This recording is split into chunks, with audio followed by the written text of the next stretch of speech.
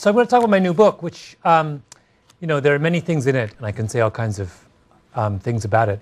But I thought I would talk about an idea that is actually not in the book, but that I've been thinking about a lot since writing it, and which encapsulates a lot of what the book is about.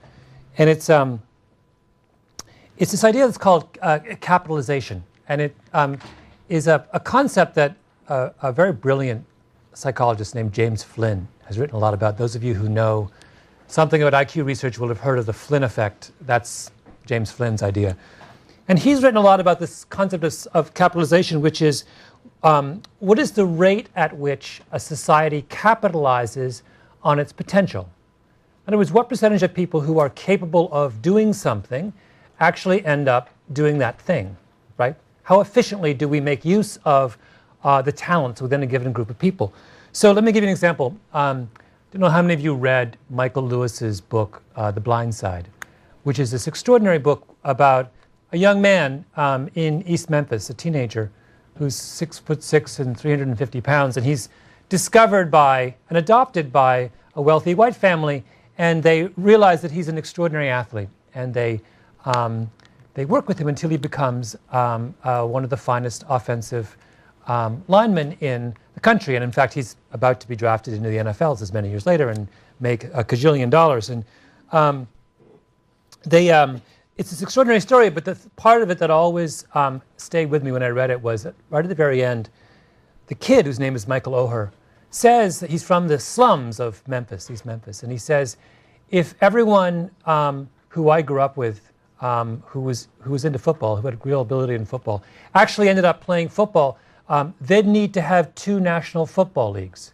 And what he was saying was that that East Memphis did not do a very good job of capitalizing on its athletic ability, right?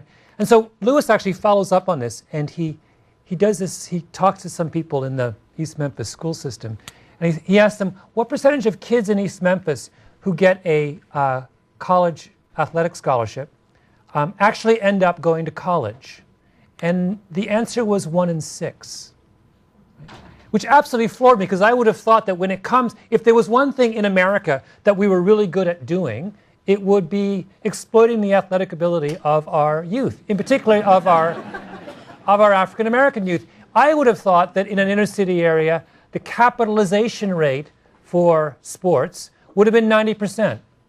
But in fact, what we learn in East Memphis is that the capitalization rate is 1 in 6.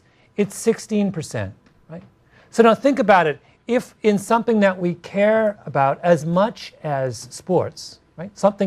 There's possibly nothing in American society that we devote more time and attention, intellectual resources to than the maximization of the professional sporting experience. In something that we care that much about, our cap rate is 16%. So how high must it be in things that we don't care that much about, right? That's a very sobering notion, and it says that as a society we have an awful long way to go towards properly maximizing the human potential of our members. And so I realized when I thought about that book that Outliers is really about that question. It's about identifying sources of constraints on capitalization rates and figuring out how to remove them. So what I thought I'd do is just sort of talk about a variety of these constraints. What are the kinds of things that lower cap rates in any number of different areas of human endeavor? So one obvious one is poverty. When that kid, Michael Oher, who grows up in East Memphis, talks about what a tiny fraction of the kids he grew up with who had athletic ability actually end up going to college, what he's talking about is poverty. East Memphis is one of the poorest neighborhoods in the United States, and we know that that kind of poverty makes it very, very difficult for those who have an ability to do something to actually end up doing that very thing. And that's sort of an obvious constraint on capitalization, but one of the things I think is true of poverty is that we tend, even as we acknowledge its importance in constraining capitalization, we underestimate just what a powerful constraint it is. And let me give you an example. In the book I talk about the famous Terman study that was done in California. And this is a study done in the 20s, began in the 20s in California. And Terman, who is a psychologist at Stanford, in fact, the Terman who was the first dean of engineering at Stanford. In fact, isn't there a hall called Terman Hall at Stanford? How many people went to Stanford?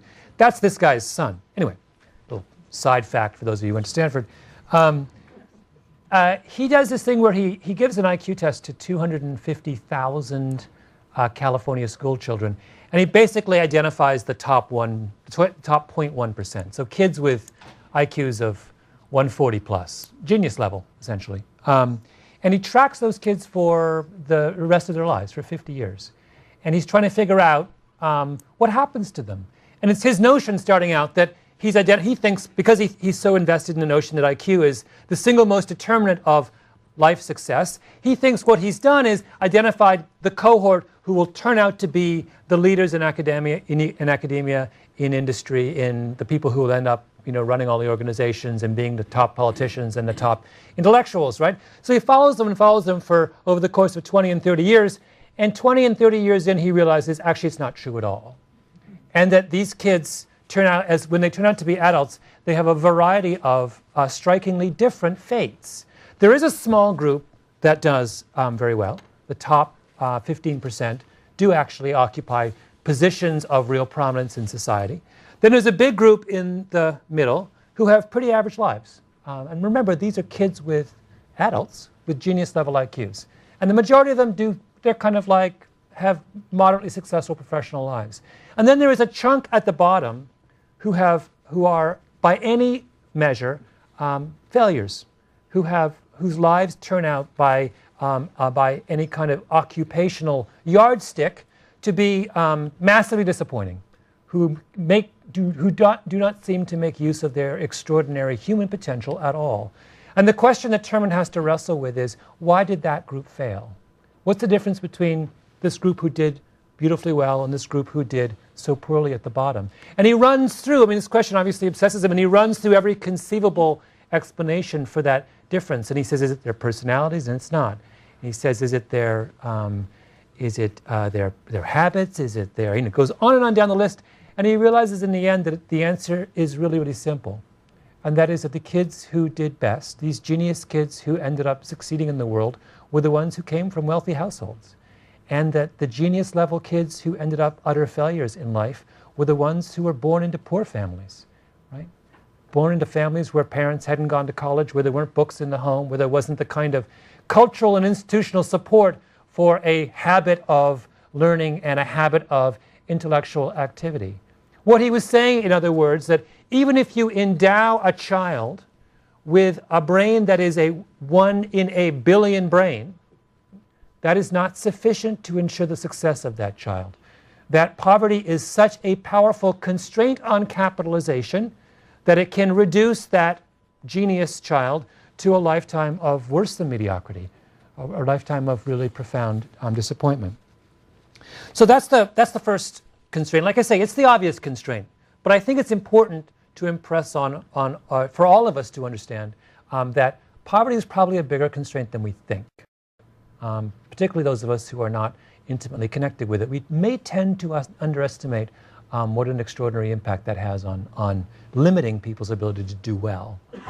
So let's talk about some other constraints that are maybe less obvious. I got really interested in this book in looking at the composition of elite sports teams. And if you do that, you find out all kinds of strange things. So at one point, I looked at the roster of the 2007 junior Czech hockey team. Now, I did not pick that team I picked that team at random. I just was interested in that's an elite team. It was the second or third best junior hockey team in the world, after, of course, the Canadians. I'm Canadian. So it's a really elite team. These are the kind of kids who go on to play in the NHL or in the elite adult leagues in Europe.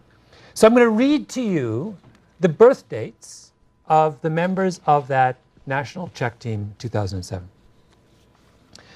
January 3rd, January 3rd, January 12th, February 8th, February 10th, February 17th, February 20th, February 24th, March 5th, March 10th, March 26th, April 22nd, May 5th, June 6th, July 2nd, July 19th, July 20th, August 15th, August 25th, August 31st, November 29th, and December 31st.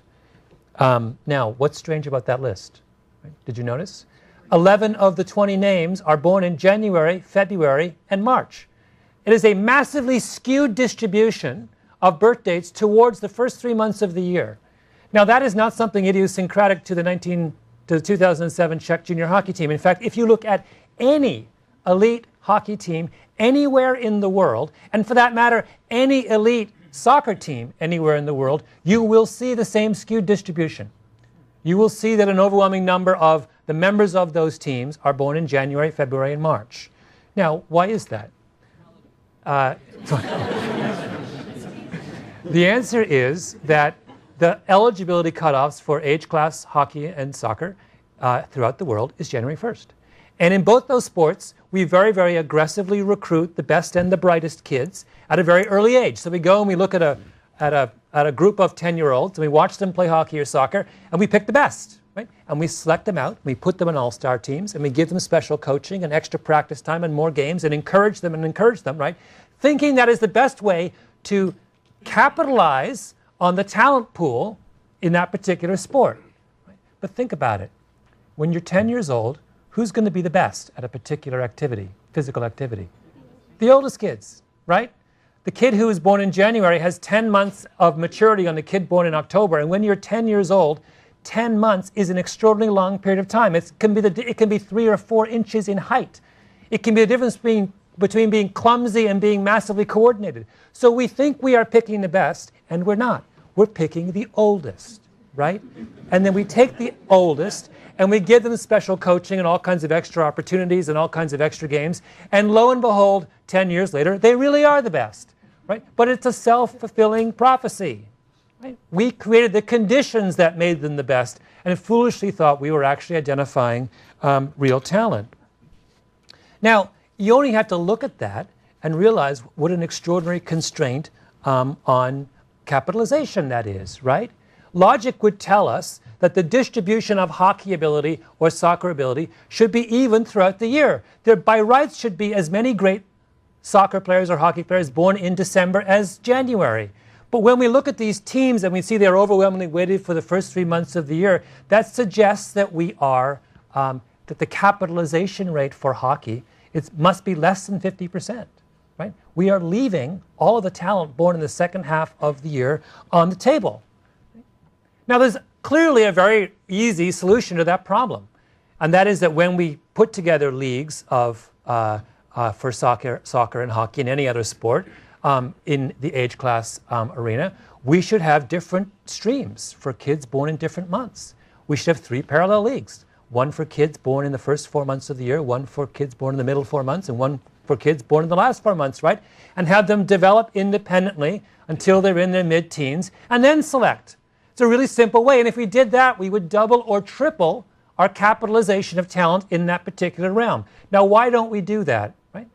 Because we refuse to admit that our own rules, arbitrary rules, constrain capitalization. And we cling to a naive belief that these meritocracies that we have constructed in this particular realm are entirely rational and efficient and fair. So this is a second constraint on capitalization. It's the stupidity constraint, right? It is our inability to understand that there is something deeply arbitrary and unfair in the way we have written the rules on which a meritocracy exists. Right? Now, for those of you who think that that is a minor issue, and that, so what if those kids can't play hockey? You know, why can't they just play another sport? Let me remind you that this is true of many sports. I'm going to give you the birth dates of the 2007 Czech junior soccer team. Ready? January 1st, January 3rd, January 5th, January 12th, January 26th, January 27th, February 1st, February 14th, February 20th, February 21st, February 24th, March 15th, March 26th, March 29th, April 16th, May 20th, May 26th, June 22nd, June 24th, August 18th, and September 26th. If that's not a stupidity constraint on capitalization, on football ability, on soccer ability, in a country, by the way, that cares more about football than, you know, perhaps any other, I don't know what is, right? We need to take, in other words, very seriously the question of how we choose to structure systems of meritocratic systems. And this also, you can apply this exact same logic to educational opportunity. If you look at how well kids do in school, based purely on their birth dates, on whether they fall into the youngest, oldest, or middle age cohort in their class, you see exactly the same patterns. In fact, there was a beautiful study done recently that tracked thousands and thousands of kids across the West and tracked them all the way through to their university level and found that kids born in the relatively youngest cohort of their age class were 11% less likely to go to college than kids born in the relatively oldest cohort of their age class. 11% is a huge difference. And it says that that is 11% of kids whose opportunity is being, whose human potential is being squandered, right? Completely foreclosed. Why? Because we are so stupid as to organize our elementary school education without reference to the obvious fact of biological maturity, right? It is a glaring example of how stupidity constraints dramatically limit the capitalization of human potential.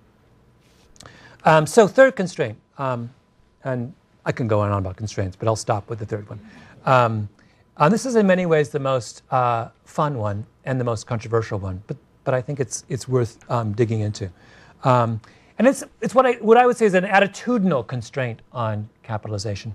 So I have a whole chapter in my book which is about this question of why it is that Asian kids do so much better at math than their Western counterparts. Right?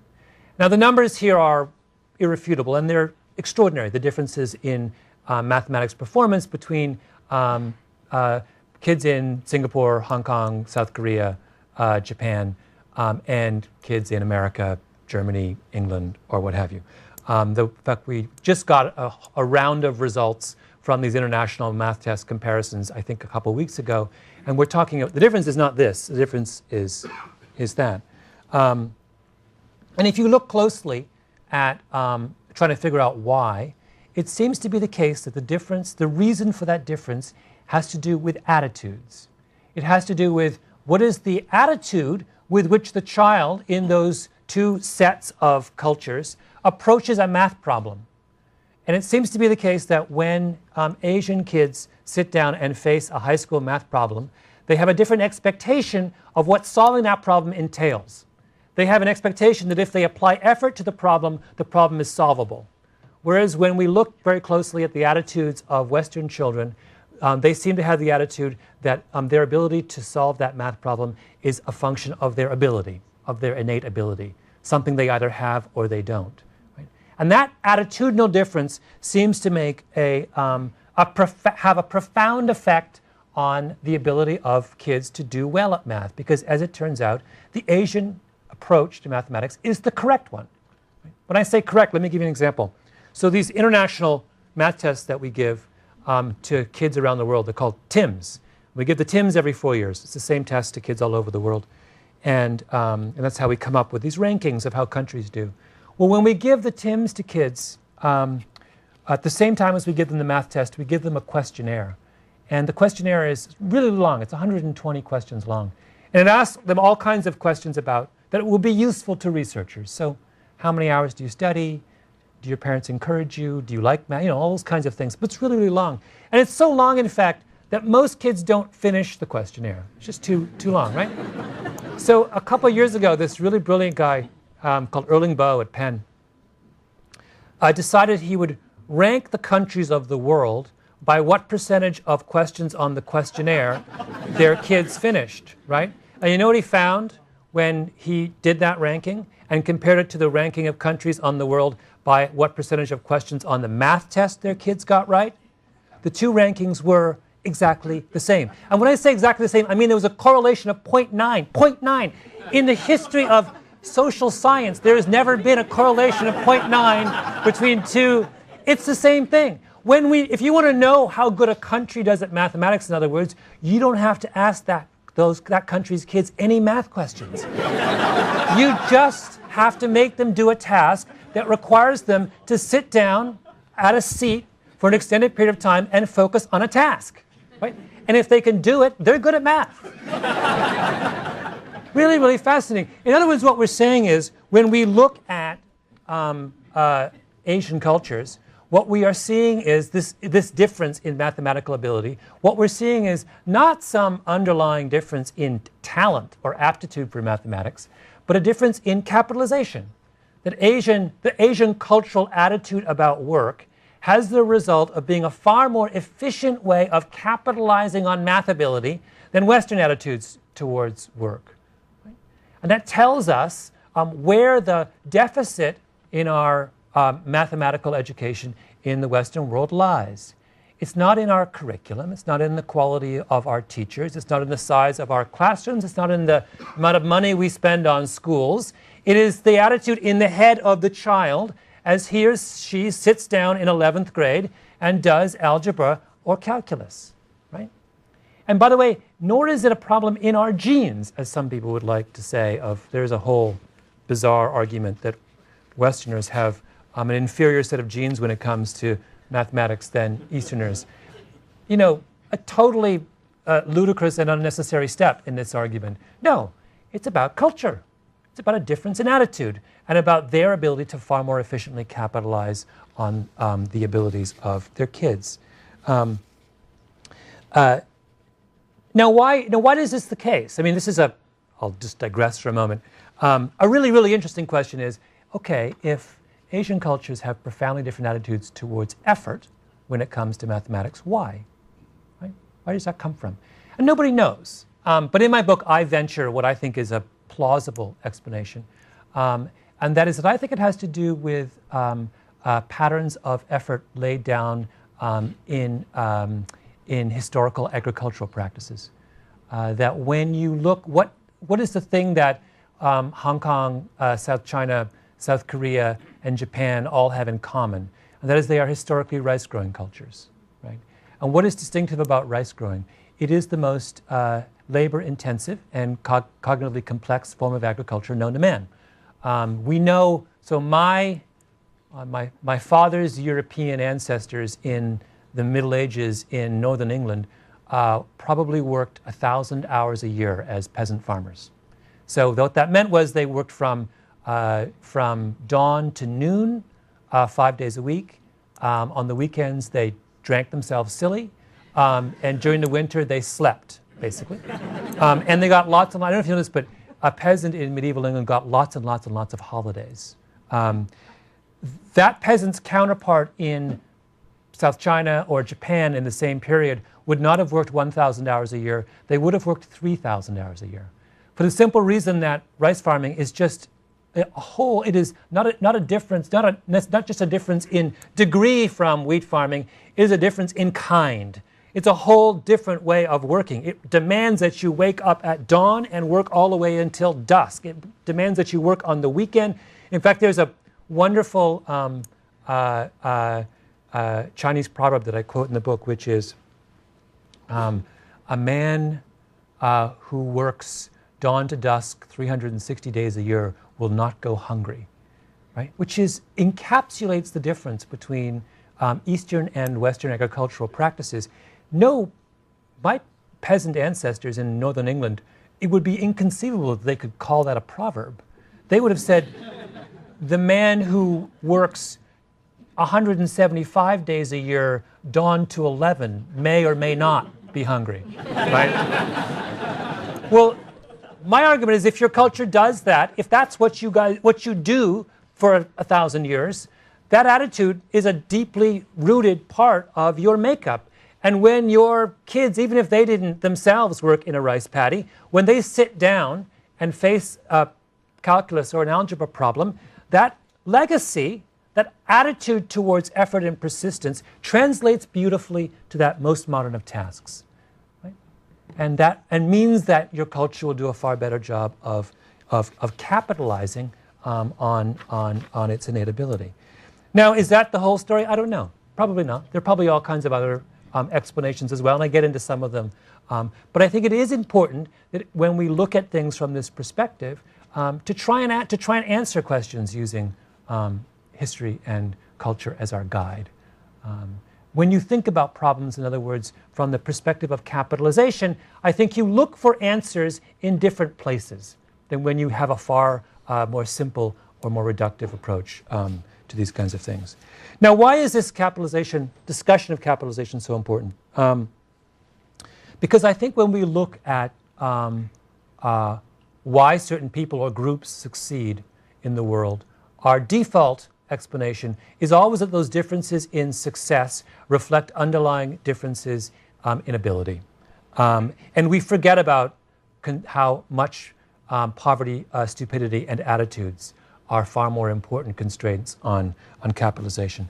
You know, I remember I'm a runner, and I have observed, like most runners have over the last 25 or 30 years, how utterly dominant the Kenyans and the Ethiopians have been in long-distance running. And this has prompted all kinds of people to say that this must represent some fundamental difference in underlying levels of ability, that there must be something peculiar about the genetic makeup of East Africans that makes them better runners than the rest of us. That's a talent explanation, right? But a far more elegant and persuasive and simpler explanation for them is that they have a higher level of capitalization than we do. Alberto Salazar, who's the great American marathoner, he recently pointed out that in Kenya there are probably 1 million schoolboys between the age of 10 and 17 years of age who run around 10 to 12 miles a day, right? 1 million boys running 10 to 12 miles a day between the age of 12 and 17. The same number in the United States is probably 5,000, if that, right? So our capitalization rate when it comes to distance running, what is it? It's surely less than 1%, right? It's probably 0.5%. Right? How many kids who are capable of being great long-distance runners in the United States ever discover whether they have that ability? They never do, because they never actually do the work necessary to find it. But in Kenya, how many great distance runners do they miss if they have 1 million schoolboys running 10 miles a day? Almost none. Their capitalization rate is probably 95%. That's the difference, right? The difference has to do with what does the culture value and where does it spend its time and attention, and how good is it at finding and making and exploiting that kind of human potential. They're really good at that when it comes to distance running, and we're not. And I think when you think about things that way, it powerfully clarifies how you go about improving our use of human potential. It means that you don't give up. It means that you don't say, look at a group that's not succeeding and say they are incapable of success, and say that the problems that they face are too powerful, too innate, too ingrained for us to do anything about. The capitalization argument, I think, enables us. It empowers us. It tells us that we can actually make a profound difference in how well people turn out if we choose to pay attention to the constraints imposed by poverty, by stupidity, and by attitude. So that's a little glimmer of the kinds of things that I'm wrestling with in this book. There's many more, but I'd be happy to answer any questions that any of you have.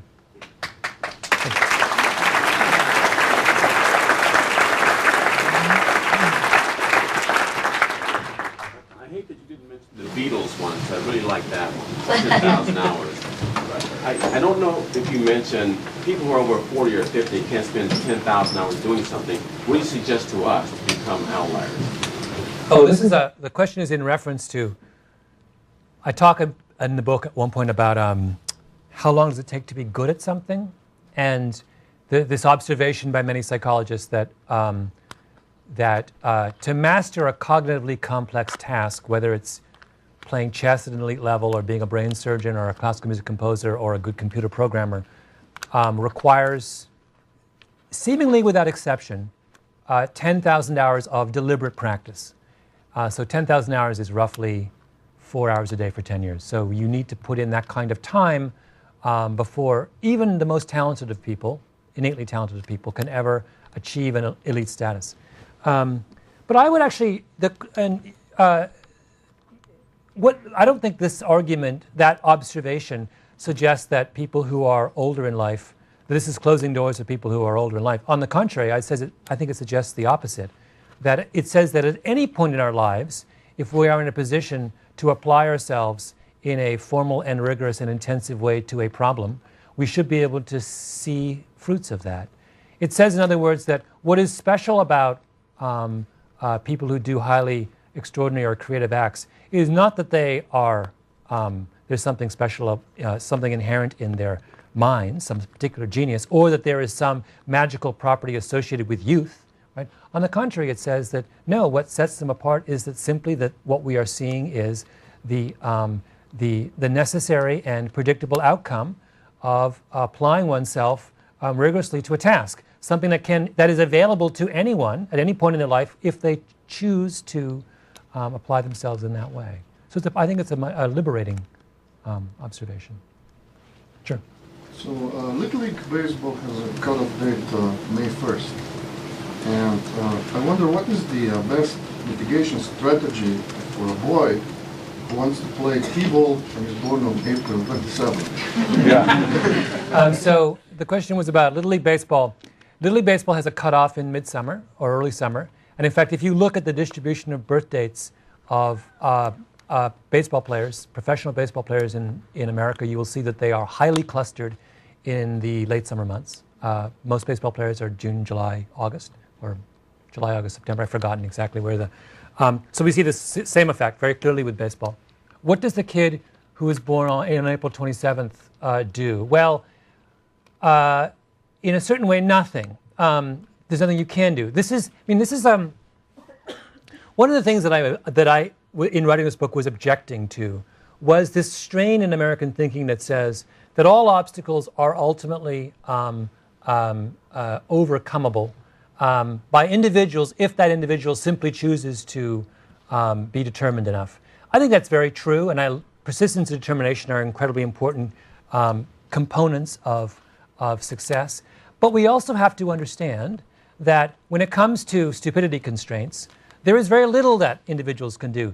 That's the reason. That's why we call them stupidity constraints, because they have been stupidly imposed on a collective level and are powerful enough to overcome even really, really determined individuals.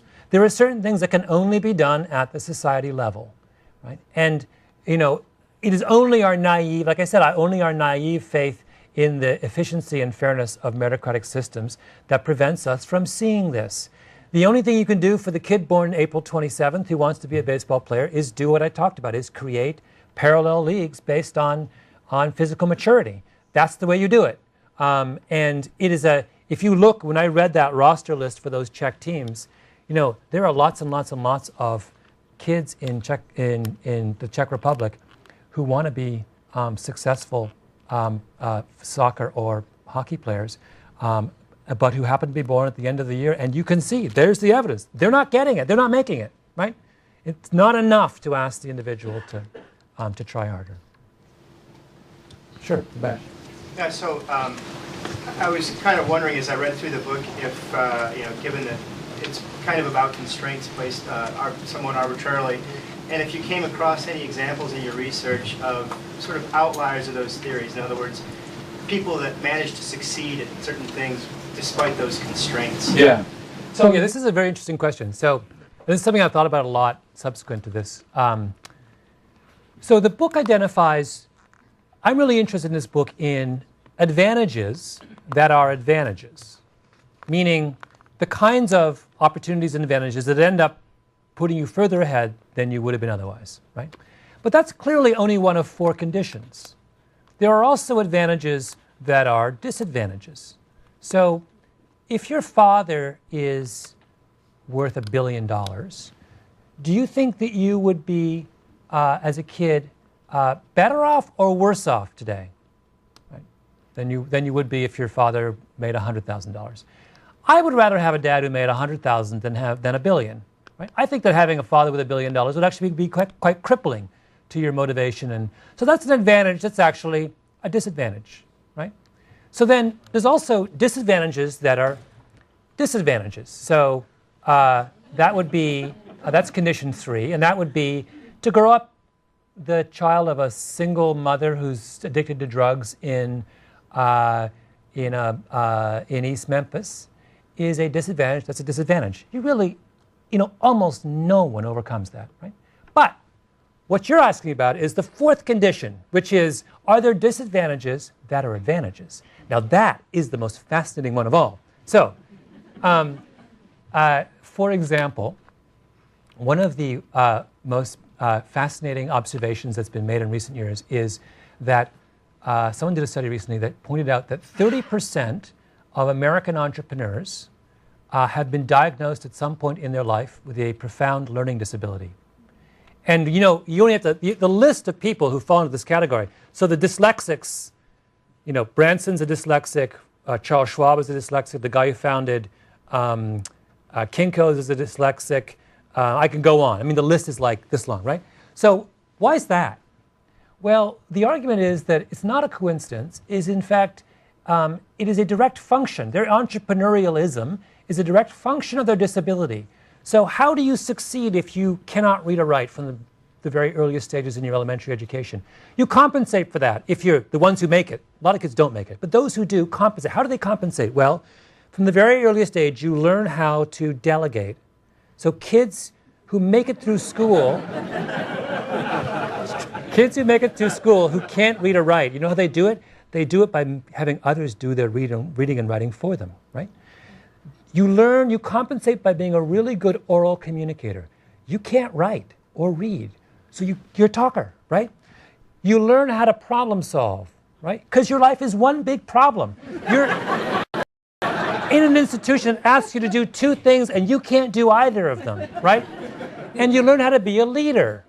You have to do all those things, problem solve, delegate, oral communicate. You learn how to lead. In fact, there's a beautiful study that was also done that pointed out that of dyslexic entrepreneurs, 80% of them were a captain of a high school sports team versus 30% of non-dyslexic entrepreneurs. That's the character type, right? So when you get into the real world, and what is required of an entrepreneur? That they be a good leader, that they delegate, that they be a problem solver, and that they be good oral communicators. These people have been spending their whole life practicing the four skills that are at the cornerstone of entrepreneurial success. Now, if you talk to those people and you ask John Chambers, dyslexic, right, has difficulty reading his own email, right?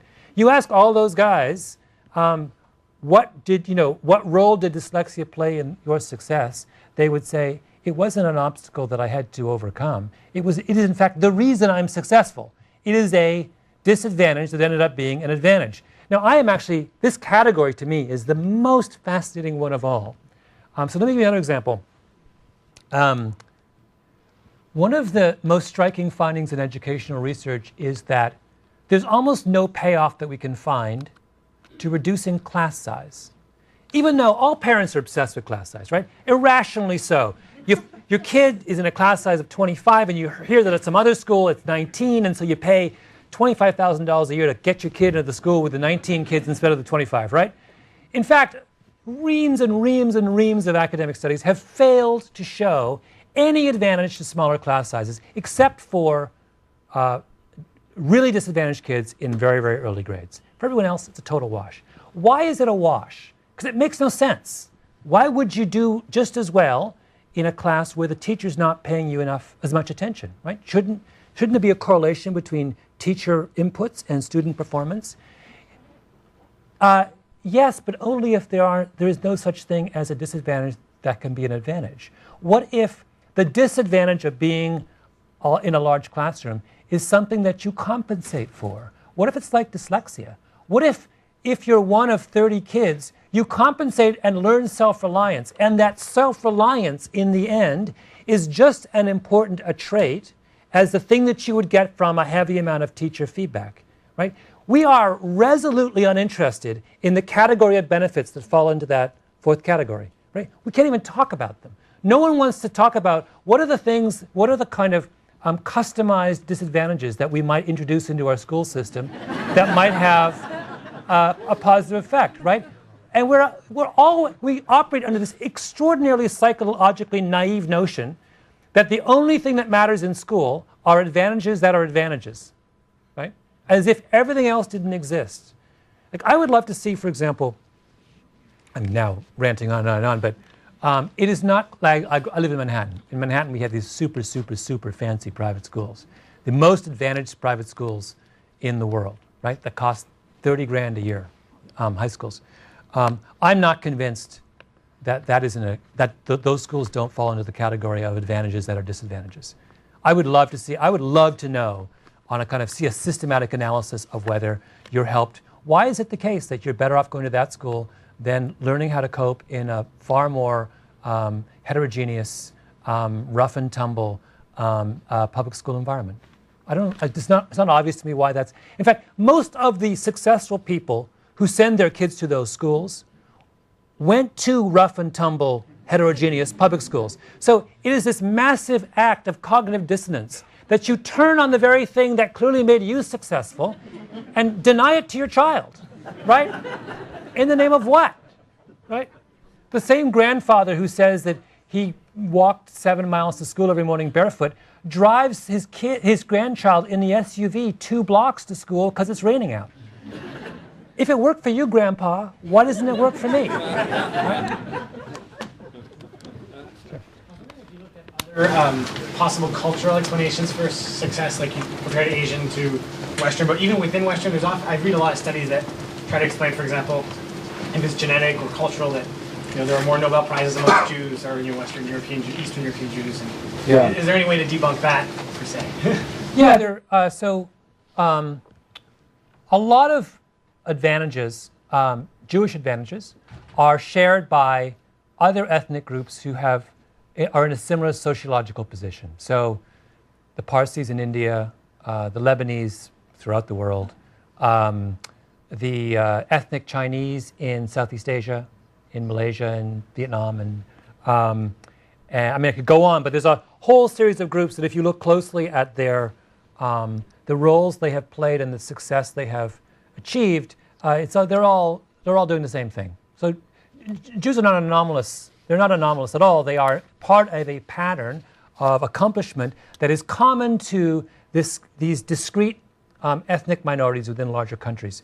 And a lot of that has to do with the kind of extraordinary set of, there are a series of disadvantages that come with being in that position, but there are also a set of advantages. So outsider status, being this kind of minority outsider group, is incredibly useful if you would like to play any sort of middleman role, right? Which what all those groups do, Lebanese, Parsi, ethnic Chinese, and Jews always invariably end up playing this entrepreneurial middleman role, which is something that is uniquely available to the outsider because the outsider, as an outsider, is allowed to do things that you can't do if you're a member of a majority. You can be tough. You can say no. If you're going to be a banker, right, where you're, I mean, this does not apply to the bankers on Wall Street over the last 10 years, but historically, if you were a banker, your success depended on your ability to say no, right? And to be mean, to say to someone who is not paying, you got to pay, right? It's really hard to do that if you're a member of the majority culture because you risk your social standing when you stand up to someone and put your foot down. But if you're a member of a minority group that's outside the general culture, you can be tough, you can say no, right? So that's why you see banking is always dominated by those 4 groups throughout the, my mother grew up in Jamaica. The Jamaican, it's funny, actually, Jamaica is a perfect example of this. The entrepreneurial commercial class of Jamaica is ethnic Chinese, Jewish, and Lebanese, right? So it's an exact indication of this very thing. So we could play with that idea and come to an understanding of all kinds of patterns of accomplishment in those groups. Because all those groups also have disproportionate professional success and disproportionate intellectual, to some extent, disproportionate intellectual success as well. I feel like I'm discriminating against the back of the room. Referring to the 10,000 hour idea, in your opinion, what is it, how difficult is it to be successful in today's time period where we're at right now, as opposed to maybe the Great Depression? As opposed to? Maybe the Great Depression or a recession. Well, that's an interesting question. I mean, I think it's easier in the sense that there are just so many such an array of things to be good at now, right? Success was narrowly defined in the 30s as being a doctor or a lawyer. Today we have, 25 different things that we would accord that same status to, or at least after the meltdown on Wall Street, 24. Sorry, I can't resist the Wall Street digs. So in that sense, if you think about the kinds of things that are available to those who are willing to put 10,000 hours of practice in, the list is just longer now. And so in that sense, I would say that we're at an advantage. To how Bill Gates worked towards his achievement, and 3 a.m. to 6 a.m. at UW programming, and seeing that success before it actually became what we're all here doing now. Oh, I see. Well, there's always going to be, we're in this.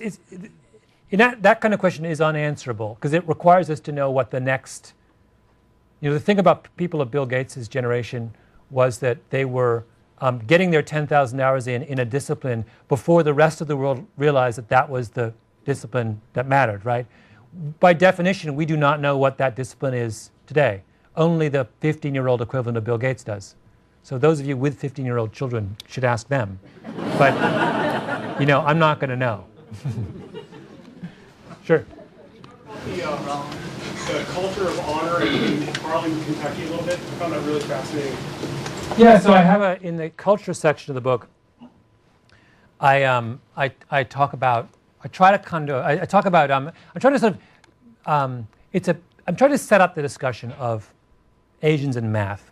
Because the hard thing to understand about the kind of cultural explanation I give for Asian mathematics superiority is this notion that the kids who are doing well in math today in South Korea or Singapore or where have you, Japan, are not themselves rice farmers, nor their parents, nor in some cases are their grandparents, right? So how is it possible that rice farming could be the explanation for the way they are? Well, in order to buy that, you have to buy the idea that cultural models and codes and rules persist, that long after the circumstances that created them have gone away, those things are still in the air, and they don't peter out or vanish. They stick around. And so I give an account, an explanation for why Appalachia in America has always been the most violent part of the United States. And the explanation for that is not in the particular immediate conditions of Appalachian life. It has to do with where the ancestors of those living in Appalachia come from. And many of them, that Appalachia was settled by people, by the Scotch-Irish, people from the borderlands of the United Kingdom, who had developed in their time, their hundreds of years there, in that most kind of lawless and dangerous and barren existence, had developed this thing called a culture of honor, which was a culture where your honor was everything and where you would do anything to defend it. And that is precisely the kind of culture that leads to lots and lots and lots of violence.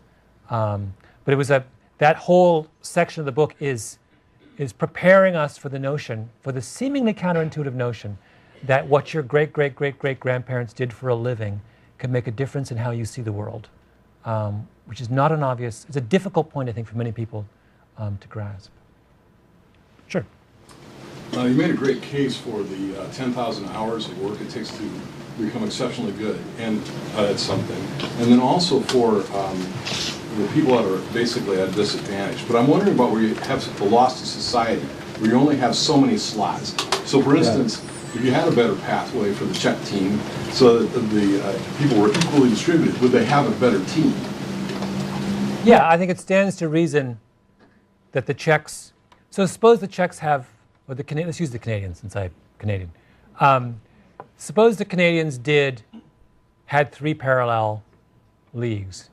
Then their denominator of kids that they're choosing from, I think, if you look at the distribution now, you can make a reasonable inference that the cap rate is 40%, right?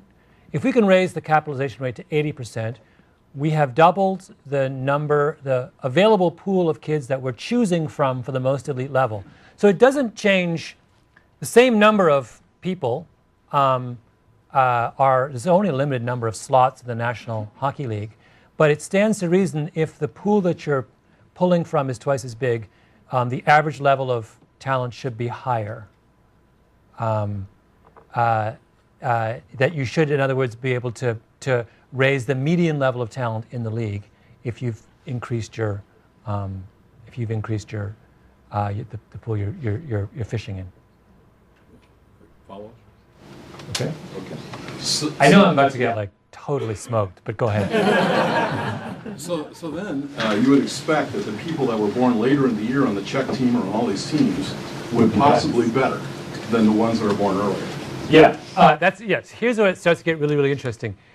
You might. So they have overcome. Well, there are several things. Remember, or they may simply be maturational anomalies. That is to say, not all. If you look at a group of 7-year-olds, they don't all mature at the same rate. It is mostly the case that the kids born in January are going to be bigger and stronger than the kids born in December. But some of the December-borns at the age of 10 or 11 are going to be as mature as those born in January. I think what you're seeing is that those are the kids who end up making the NHL. They're just ones whose growth curve was a little bit accelerated. I think that's the, although I don't know, it's a very good question. It would be worth looking into. But I did look at the list of like the greatest hockey players ever, and they're almost all January, February, March. So. Does it play into the ability, the cap rate, the ability to take advantage of, like you were talking about the East African runners, the million that have there, but their system is not able to do anything with that. So yes, the quality of the ones who make it through. There's a great conversation that's happening here at Microsoft around innovation, and part where the idea is how do we dig in and find innovation where it is? It's not always just coming out of MSR. There might be, we're bad at finding ideas, great innovation in other parts of the company. Somebody that's in operations or support has a great idea, but if there's not the mechanisms to pull that out and do something with that, and so there's this downward pressure on the stupidity factor of not allowing us to find those ideas, as well as the upward push in trying to share those. Yeah, so this is a good point. So to go back to your point as well. So one way, imagine, it's, as a thought experiment, let's just use hockey, for example. Suppose we wanted to increase the cap rate in hockey in Canada. One way to do it is to do what I'm talking about, which is not to increase the number of slots in the National Hockey League, but simply to increase the number of developmental leagues to have this kind of. But another way is to increase the slots. Suppose, as a thought experiment, we double the size of the National Hockey League, and we say we're now going to have 30 teams, right? Would the expansion of that end have the effect of forcing a greater efficiency in the capitalization of hockey teams of hockey in the developmental leagues? I mean, in other words, are there two ways to do this? Can you do this bottom up, or can you do this top down? I'm curious about the top down version, because we have a version of it in this country right now, right, where you have companies like Microsoft, which a whole tier of high technology companies, which are have a perpetual shortage of very, very talented people, right? They're always complaining we can't find enough people to fill these kinds of slots. We got to go overseas. We got to all this kind of, and so in this case, it has not had the this perpetual shortage of very talented people has not really had the effect, I think, of dramatically raising our capitalization rates when it comes to math and science. In fact, over the course of the last 25 or 30 years, the relative performance of the United States in math and science seems to, if I have my numbers correctly, seems to have, if anything, eroded. So that suggests that maybe top-down, that supply side or demand side approaches. I always get them mixed up. One of them, you know what I'm talking about. Increasing the number of slots at the top may not be the best way to do it. Although but it's open to, it's worth, thinking about all these various scenarios. Sure. So do you think when companies invest in communities by having math programs and all this, that a lot of that effort's going to be wasted because the societal underpinnings aren't there like you described? Yeah. Yeah, you need to have a kind of, there has to be, like, to go back to the Kenyan runners, for example. So they do have, there's an awful lot of it's actually incredibly wasteful to have a 90% capitalization rate for distance running. You don't actually want 1 million of your 12-year-olds running 10 miles a day because you only have 4 spots on the Olympic team or whatever, 3 spots on the Olympic team. You want them to be doing something that has some kind of ultimate payoff. So that's actually not a model we want to emulate. It's probably a good thing that we have a 1% capitalization rate, but we just shouldn't whine about our performance in long distance running. But as a result, but there are a whole series of like this is a totally wacky idea that I've been talking about with some people, which is suppose you suppose you set up a system that allowed individuals or groups or nonprofits to profit from raising cap rates. So suppose I go into to South Central LA, and I have a class of a first grade class, right? Now I know, actuarially speaking, looking at those kids in their socioeconomic background, that the amount of federal tax those kids will pay, like actuarially, 20, 30 years hence, is probably close to zero, right? You have to really be a member of the middle class to pay taxes these days. And the number of kids in the worst part of South Central who end up in the middle class is very, very small. So suppose I said so the cap rate, if we define capitalization as joining the middle class and paying federal taxes, the capitalization rate in a bad neighborhood in South Central is pretty much 0. Okay? So what if we said to anyone that if you can raise the capitalization rate in that group, I'll give you a cut of their federal taxes.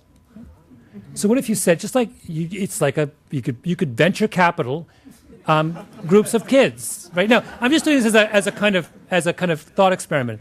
So we know because we're getting 0 federal tax dollars now, what would be so wrong to say, if you, Joe Smith, want to invest in this class of kids for the next 25 years, I'll give you 50% of their tax revenue in perpetuity.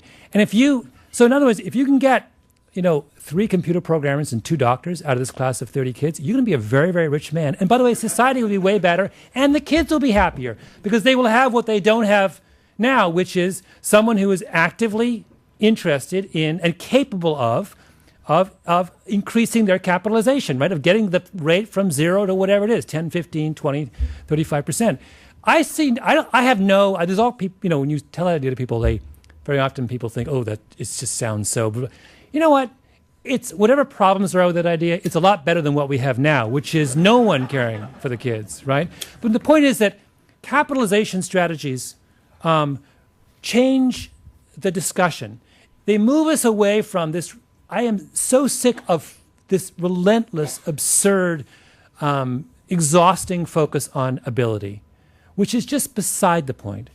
And they move us away from that and move us towards this focus on the exploitation of the ability that's already there.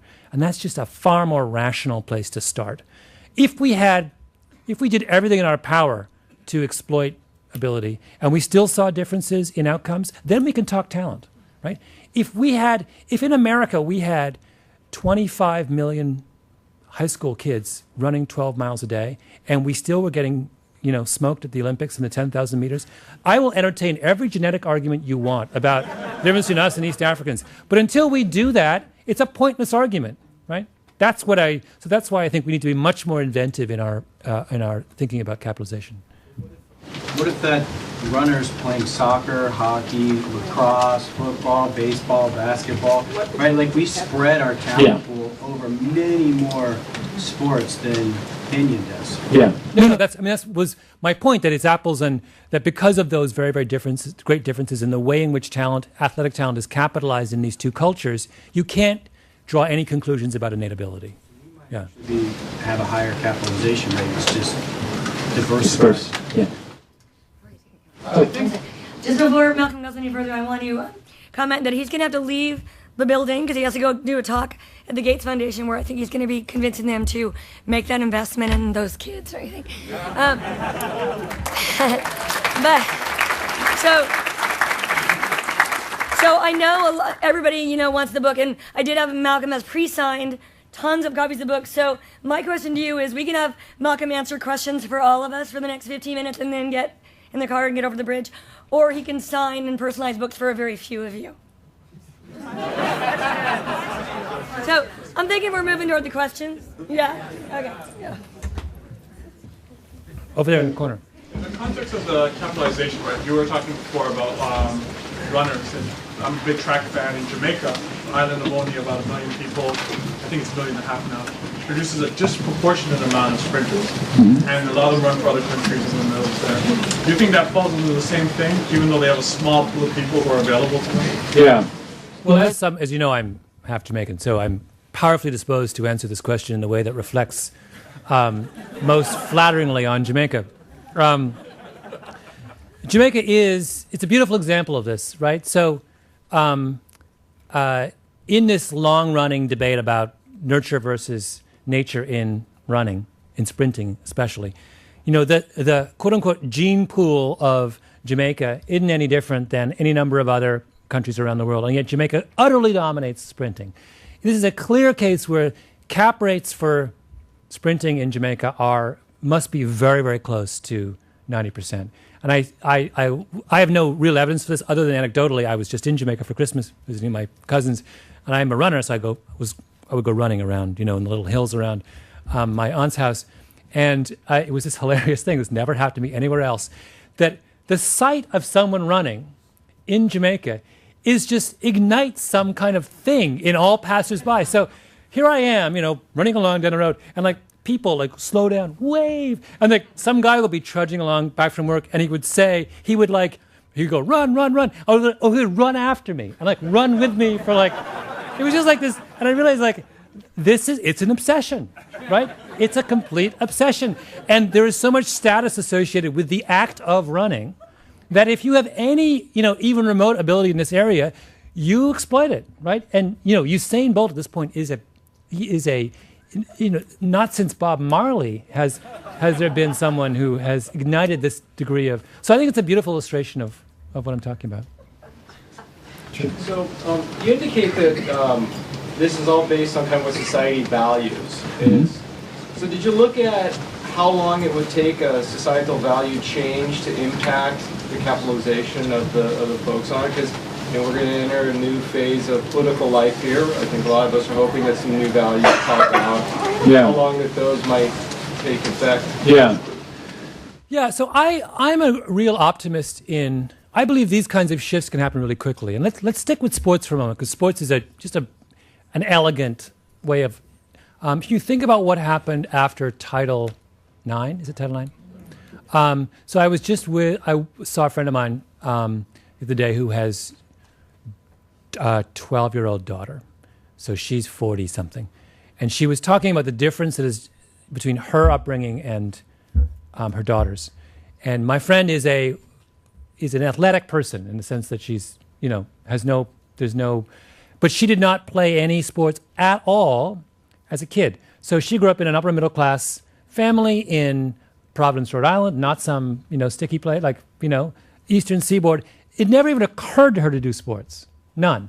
And in her daughter's life, sports is everything. I mean, not everything. They do the same amount of schoolwork she did, but they play so many organized sports, she can't keep track of it. That is a capitalization. Our capitalization rate for women and soccer or basketball only 25 or 30 years ago was what? 5%, 2%, 3%? Today, it's 50, 60, 70%. That's one generation. It's an incredible shift in what we think of in our kind of priorities in that particular area. That makes me profoundly optimistic about our ability to shift our capitalization, the focus of our interest in other more consequential areas. Because let's face it, that's not a very consequential area. But if we can do it with soccer, I feel like we can do it with all kinds of other things. Sure. It feels like you're blindsided, so when the sport is giving you opportunities, you go. You were raising your hand just now? Yes. I don't have a question. I was doing it for you. Are you on the blind side? Yes, that's right. Okay. Thank you so much. So my question is about sort of the opposite of the positive impact of culture, and the one you called out, particularly the rice. negative historical impacts of culture. And I really want to explore your thoughts around, let's take slavery, for example, and sort of the long-standing impact of slavery. And what are your thoughts about outliers within that community, Black community, and then sort of throw on the Obama impact, what do you think that will make, and how long do you think that will create a shift? So the question was about, on the opposite side, thinking about how things like the legacy of slavery have impacted opportunity. And so in the last chapter of my book is a personal chapter, and it's the story of my mother's family. And it attempts to answer this very question. So my mother is a brown-skinned Jamaican, and one of the points, and she has had this, what anyone would consider a successful life. She grew up in a little tiny cottage in the middle of the hills of Jamaica and ended up a upper middle class professional in Canada, right? And I try to tell her story using the ideas of the book and focus not on her own pluck and intelligence, but on what are the kinds of opportunities that allowed her to do that. And one of the things that I got into was the peculiarities of being a brown-skinned Jamaican. And I traced my mother's family history back to in the 1700s, a plantation owner from Ireland comes to Jamaica and takes as his concubine, basically I'm sure just bought and raped, an African slave. And that's the beginning of their son, a guy named John Ford, was the beginning of my mother's line, right? So in Jamaica, the mulatto offspring of a mixed-race union in the 1700s was not put back into slavery the way that child would have been in the American South. On the contrary, the Brits did this very, very different thing, which was if you were mixed race, you got welcomed into the ruling class. So John Ford, one generation removed from a slave ship, was a preacher. He was a literate, educated man who was a free man in 1790, whatever it was, and whose kids were free, and on and on. And if you trace my mother's family history down, along with the history of all these other parallel brown-skinned Jamaicans, you see a legacy of privilege that goes back generation upon generation upon generation. You see people who are members of the entrepreneurial and commercial and professional classes going back to the earliest days of the 19th century, right? Now, that has given them a status and a set of opportunities that are denied to people who were pushed back into slavery. There are equivalents in America who weren't plucked out in 1790 and allowed to get an education, but were pushed back in and enslaved for another 3 generations. There is a world of difference between starting from where my mother started from and starting from where she would have started from if her ancestors had been in Georgia or Alabama. Interestingly as well, along the same lines, Skip Gates, the professor of African American Studies at Harvard, did this really fascinating set of genealogical studies of prominent and successful African Americans and discovered that almost without fail, if you look back several generations into the families of these success stories, what you find is either someone who was a freed slave, so freed before emancipation, or a freed slave who managed in the first generation after emancipation to own land. In other words, you see the same thing, that success in the present day is a function of an opportunity that was created 2, 3, 4, 5 generations previously, right? And that is when we're talking about this flip side, it reminds us that of how the shadow of slavery, those who were denied that kind of get out of jail free card that my mom got, or that these other people that Skip Gates looked at got. To be denied, for your ancestor to be denied that get out of jail free card matters even today. Right? So now you asked about Obama. What does the success of Obama tell us about the continuing significance of that legacy? Nothing. Right? Nothing. I love him as much as anyone. I could not be more thrilled about what's going to happen on Tuesday, right? I mean, a relief of cataclysmic. I might even become an American citizen now. But let's be clear. His victory does not mean that this issue is over, right? And if that is how we interpret it, then we're making a grave mistake.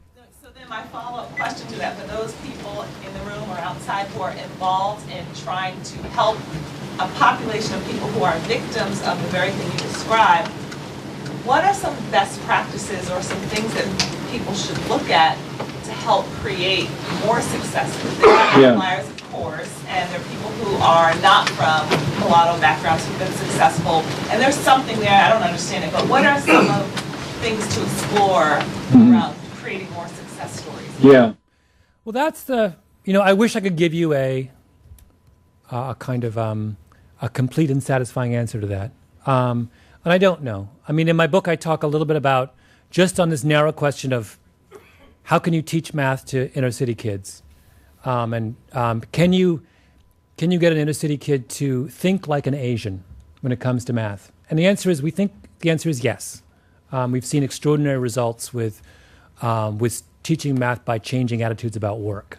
And that makes me think that we have all kinds of opportunities in other areas. But what that effort looks like, I don't know. It's the kind of thing that I hope others will, I'm sure others are already pursuing, but that I think we need to know more about as a society. But one more question. What are you going to write about next? What am I going to write next?